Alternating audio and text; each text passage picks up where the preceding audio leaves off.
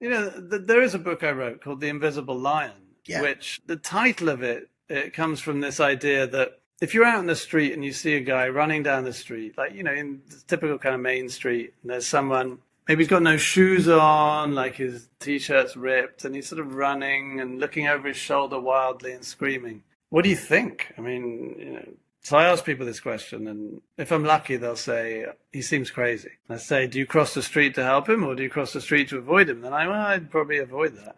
And then I say, okay, next thing you see, coming around the corner that he just emerged from is a fully grown adult lion chasing him. Now what do you see?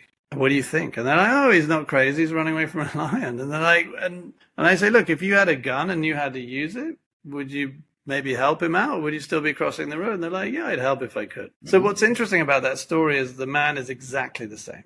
So he's the identical biochemical machine performing the same acts with the same biochemistry, with the same behavior, the same relationship. Everything about him is identical. The only thing that's different is the context. You can see the threat, so you see the threat response as normal, so you don't think he's crazy and you want to help him.